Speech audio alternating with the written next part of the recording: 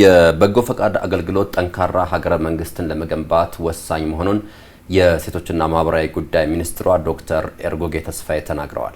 ሚኒስትሯ ይህንን ያሉት በጎነት ለኢትዮጵያ ከፍታ 5 የወሰን ተሻጋሪ የወጣቶች የክረምት የበጎ ፈቃድ አገልግሎት ማጠቃለያ መርሃ ግብር ላይ ነው። በተለያዩ የኢትዮጵያ ክፍሎች ሲከናወን በቆየው የበጎ ፈቃድ አገልግሎት ላይም ከወጣቶች ጋር የተለያዩ ተግባራት ተከናውነው ተጠናቋል። መርሃ ግብሩን እየተከታተለች የምትገኘው ባልደረባችን ሄብሮን ዋልታው ተጨማሪ መረጃ ልታደርሰን በቀጥታ መስመራችን ላይ ትገኛለች። ከሷ ጋር ደግሞ ቆይታ እናደርጋለን። እንዴት አምሽተሻል ሄብሮን? መረጃዎቹ መቀጠል እንችላለን።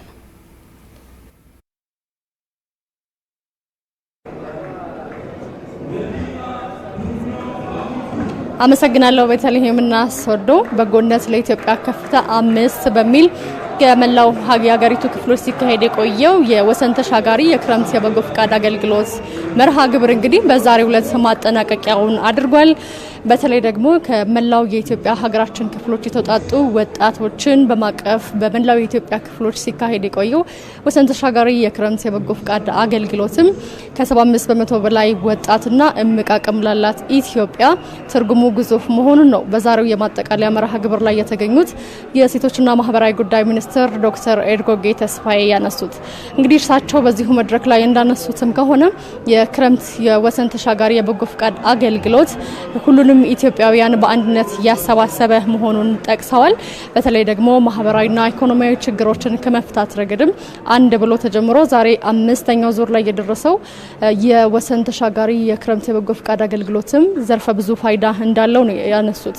እንግዲህ ካላቸው ፋይዳዎች መካከል እንግዲህ ወጣቶች በበጎነት በመረዳዳት በትብብርና በትብብር እሴት ከማጠናከር ረገድም እንዲሁ ያለው አበርክቶ ከፍ ያለ መሆኑን ያነሱት።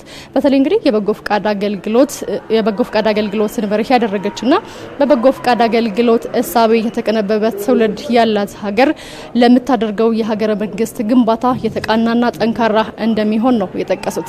ቀደም ብዬም እንዳነሳሁት እንግዲህ ይህ የወሰን ተሻጋሪ የክረምት የወጣቶች የበጎ ፈቃድ አገልግሎት ከመላው ሀገሪቱ የተውጣጡ ወጣቶችን በአንድነት ያሰባሰበ ነው። ወጣቶቹን እንግዲህ ካሉበት አካባቢ በአንድነት ለአንድ ዓላማ ለበጎ ዓላማ ማሰባሰቡ በጎነትን መረዳዳትና ትብብርን ከማጠናከር ባሻገር በመካከላቸው ያለውን ትስስርና አንድነትን ከማጎልበት አኳያ ኢትዮጵያዊነትን እንዲጎላ ከማድረግ ረገድና አንድነትን ከማጠናከር አኳያ ትልቅ አስተዋጽኦ የሚኖረው ነው ያሉት።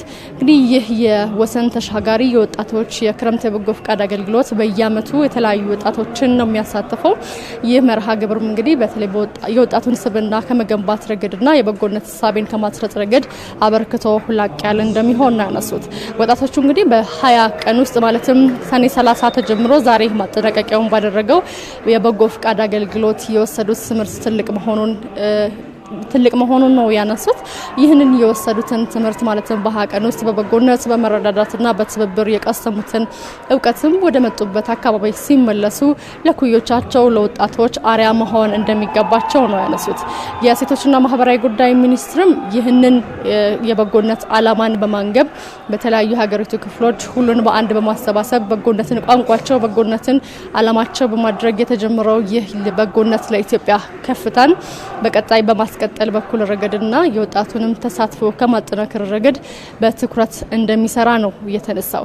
እንግዲህ በዚህ በአሁኑ ዙር ማለትም በወሰን ተሻጋሪ የክረምት በጎ ፈቃድ አገልግሎት የ5ኛው ዙር ከ5 ሚሊዮን በላይ የሚሆኑ ወጣቶች ናቸው እንደተሳተፉ የተነሳው። ይህም እንግዲህ ለወገናቸው አለዋችሁን መረዳዳትን ከማሳየት ባሻገርም ከ65 ሚሊዮን በላይ የሚሆን ወጪን ማዳን መቻሉም ነው የተነሳው።